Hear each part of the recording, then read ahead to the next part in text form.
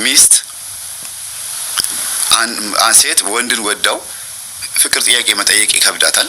አይናፋርነት አለ። በዛ ላይ ደግሞ አይናውጣ እንዳትባል ስለጠየቀችውም እሱ እንዳይናውጣ እንዳያያት መስተፋቅር አድርጋ በኩልም ሊሆን ይችላል አይኗን ተኩላ ጠቀስ ስታረገው ወይም ደግሞ ቀስስ ስትል ወይ በሽቶ ወይ ደግሞ አንድ ቀን አብሮ በማደር እሺ በማለት ከዛን ጊዜ ጀምሮ አይለያትም። ይሄ ነው ሴቶች መስተፋቅር ሲያደርጉ ምግብ በመጋበዝ እስቲ ብላችን እያሉ የሆነ ነገር በመስጠት ወደ ራሳቸው ያቀርቡታል።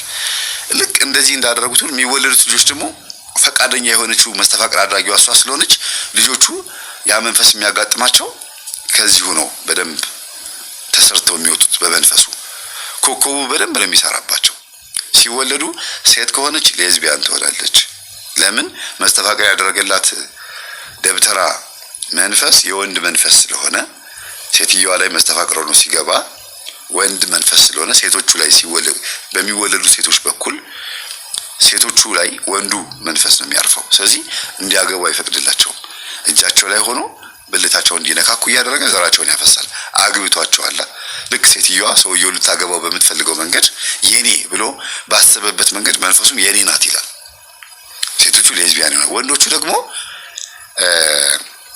ወንድ ሲወለድ ደግሞ ማለት መስተፋቅር ያደረገች እናት ወንድ ከሆነ የወለደችው ደግሞ ባህሪው ይለያል። እስከ እርጅና ጊዜ ድረስ ሽበት እስኪያወጣ ድረስ ከእናቷ አይለይም። በቃ አብሮ ነው የሚያረጁት፣ አብሮ ነው የሚቀመጡት። እንደው ወጥቶም የራሱን ቤት ተከራይቶም ቢወጣ እንኳን ደህና ነገር አይኖርም። ሴተኛ ዳሪ ሄዶ እንደፈለገ ስሜቱን አብርዶ ይመጣ ይሆናል። ለዝሙት ለመልከስከስ ምናምን ዝም ብሎ እዛም ባገኛት ሴት ጋር በህይወቱ 100 ሴት 50 ሴት ሊያውቅ ይችላል። ትዳር ግን የለም። እናቱ ቤት መጥቶ ዓመት በዓል የሚውለው ወይ ብቻ በቃ አጠቃላይ ይርመጠመጣል እንጂ ምንም ይረፍድበታል። ሊሞክር ብሎ ቢሞክር እንኳን ልጆቹ ስማቸው ሊቃላ ተብለው የሚጠሩ ልጆች ነው የሚሆኑት። ማለት ከሱ ጋር አይኖሩም፣ እሱም ከነሱ ጋር አይኖርም። ያችን ብቻዋን ልጆቿን ታሳድጋለች። እሱም እየሄደ እየጎበኛቸው 3-4 ቦታ ላይ ወልዶ ዝም ብሎ ይቀመጣል። ከስንት አንድ ነው አንድ ቦታ ላይ ብቻ ላይወልዱ ሁሉ ይችላል። መካን ሊሆን ሁሉ ይችላል። ወንድ ከሆነ እናት መስተፋቅር አድርጋ ወንድ ከሆነ የወለደችው ማለት ነው። አባት ደግሞ ወይም ባል ደግሞ መስተፋቅር አድርጎ ሴቱ ሚስቱን እንትን ካለ ሚስቱን ካገባ የሚወለዱት ልጆች ምን ይሆናሉ? ዘማዊ ነው የሚሆኑት።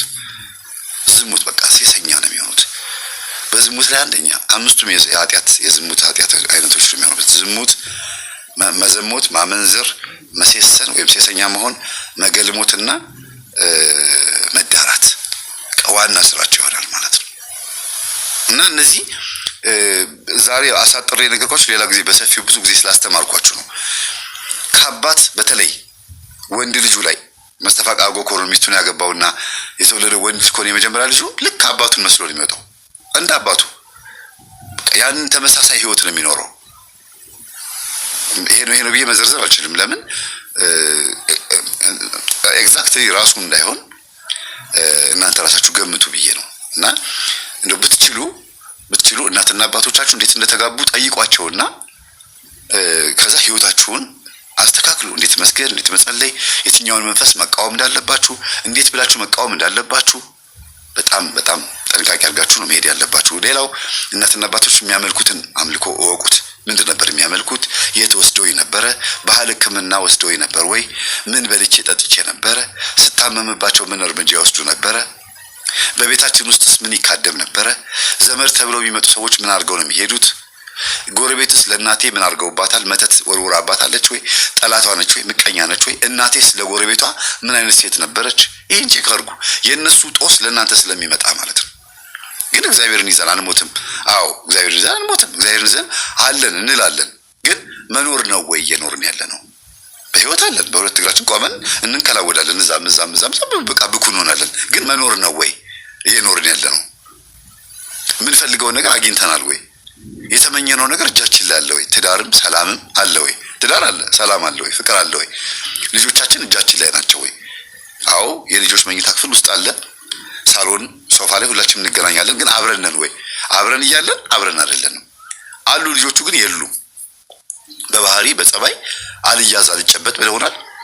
አያገቡ ቢያገቡም ተፋተው ሴቶች ልጆች ተመልሰው ወደ ቤት ይመጣሉ። ወንድ እንኳን ተፋተው ወደ ቤት አይመጣም። ብዙ ጊዜ እዛው ብቻውን ነው የሚኖረው። ሴት ሆነች ግን ተፈታ ልጇን ይዛ እናቷ ቤት ትገባለች። በቃ ማለት አለን ግን የለንም። ስለዚህ መጠየቅ አለብን። ጦሱ የቤተሰቦቻችን ነው ወይስ የራሳችን ኃጢአት ነው? ስንዞር ስንንከራተት በየናይት ክለቡ ስንጨፍር ያመጣ ነው የራሳችንስ ችግር አለበት? ለስራ ለምናምን ብለን ሄደን የገባንበት ስረመጥ ነው ለዚህ ዳረገን? ቼክ ማድረግ አለብን ራሳችንን። በጣም ብዙ ቤት ውስጥ ብዙ ስቃይ አለ እና ራሳችሁን ጠብቁ። በቃ ቤተ ክርስቲያን ሄዶ ማስቀደስ፣ ጸበል ሄዶ መጠመቅ፣ እምነት መቀባት፣ ንስሐ ገብቶ ቅዱስ ቁርባን መቀበል፣ ወንጌል ማዳመጥ የአንድ ክርስቲያን ዋና ተግባሩና እውነተኛ ንጹህ የሆነ ማንነታችሁ ከሆነ ትድናላችሁ። እግዚአብሔር ነው የምላችሁ። ሌላ ማካበድ አያስፈልግም። በቃ ዝም ብሎ ስማርት መንፈሳዊ መሆን ጠንቃቃ ማለት ነው። ስማርት መንፈሳዊ ማለት በቃ የሆነ ደስ የሚል ዘመናዊ መንፈሳዊ ሰው ከሁሉም ሰው ጋር በመጠሩ ነው የሚኖረው። ሁሉ ነገር ተጠንቅቆ ፈርቶ ሳይሆን ተጠንቅቆ ነው የሚኖረው። ማንንም አንፈራም፣ ግን ተጠንቅቆ መኖር። ብዙ ጓደኛ አለማብዛት፣ ጓደኛችሁንም ባህሪውን ማወቅ፣ ሴትም ትሁን ጓደኛችን ባህሪዋን ማወቅ። እኔ ጥሩ ነገር ሲኖረኝ ምንድነው ስሜቷ? ሳገኝ እንዴት ነው ስሜቷ? የዛሬ 27 ዓመት የዛሬ 30 ዓመት ጓደኞቻችን አብረው ሊኖሩ ይችላሉ። 10 ዓመትም 5 ዓመትም ጓደኛ ልንይዝ እንችላለን። የሰፈር ጓደኞቻችሁ፣ የቤተክርስቲያን ጓደኞቻችሁ ግን ልክ ገንዘብ ስታገኙ ለእናንተ ያላቸው ስሜት ምን አይነት ነው? ስትረዷቸውስ የምን ስሜት የሚሰማቸው? እናንተ እንለግሳችሁ እንርዳችሁ ብላችሁ ሳይሆን እንደ ጓደኛ ለፍቅር ብላችሁ የምታደርጉላቸው ነገር እነሱ እንዴት ነው የሚያዩት? ምን አይነት አመለካከት አላቸው? ስታገኙ ይቀናሉ? ለእናንተስ ያላቸው እስከ ጥግ ድረስ ታማኝነታቸው እንዴት ነው? ይህን ቼክ ማድረግ ነው። ከዛ በኋላ ማሸሽ፣ ማራቅ፣ ብልግናቸውን ራሳቸው ተሸክመው እንዲኖሩ ማድረግ፣ በቃ ችግራቸውን እንዲያውቁ ማድረግ፣ አያስፈልግም ብሎ መራቅ። ከዛ ጓደኛ የሚያስቀልባችሁ ያል ትይዛላችሁ። ካልሆነ ግን ጓደኛችሁ መጽሐፍ ቅዱስ፣ ቤተክርስቲያን፣ ቤተሰባችሁና አንድ ለአንድ ራሳችሁ ናችሁ። በቃ ጓደኛችሁ ይሄ ነው የሚሻለው። ካገባችሁ ፍቅረኛችሁ፣ ከወለዳችሁ ልጆቻችሁ፣ ጓደኞቻችሁ፣ ቤተሰብ። ከዚህ ውጪ ብዙም በጣም የጠለቀ ከዘመድ የባሰ ከዝምድና ከስጋ ዝምድና የባሰ እኮ በጣም የጠለቀ ጓደኝነትም አለ። ግን ሲበዛ በጣም መጥፎ ነው። ለምን ሲባል ሰውየው መልካም ቢሆንም ሴትዮዋ መልካም ብትሆን ጓደኛችሁ ውስጣቸው ያለ መንፈስ ግን የእናንተን ማንነት አይወደውም። ለምን ረዳኸው፣ ለምን ረዳሃት ብሎ ይመቀኝባቸዋል። ለምን አገዝካት ይላል።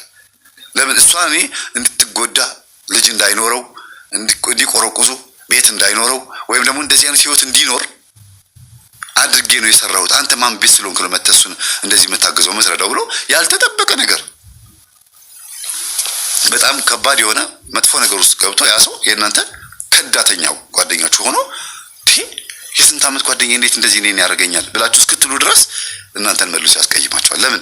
እነሱ ውስጥ ያለው መንፈስ እናንተን አይወዳችሁም። ስላገዛችሁት፣ ስለረዳችሁት ወይም ስለረዳችኋት ማለት ነው። እንደዚህ ምቀኛ ሆኑባችኋል። እነሱ ውስጥ ያለው መንፈስ ይመቀኝባችኋል ማለት ነው። አብረዋችሁ ከእናንተ ጋር አብረው የሚሰሩ ሰዎች መልሰው ምቀኛ ሆኑባችኋል። ለምን? እነሱን በጥሩ አይን ስታዩዋቸው፣ ስትወዷቸው ወይም ደግሞ ስታቀርቧቸው ሰው እንዲቀርባቸው ስለማይፈልግ ብቸኛ እንዲሆኑ፣ ዝምተኛ እንዲሆኑ፣ ጨዋ መስለው ጸጥ ብለው እንዲኖሩ ስለሚፈልግ ሰው ሲያቀርባቸው ሊያልፍላቸው ሲል ሊያገቡ ሲሉ የሆነ ነገር ሲሆን ይመቀኝባቸዋል። ከዛ ከእናንተ ጋር ያጣላዋል ወይም ያጣላታል ማለት ነው።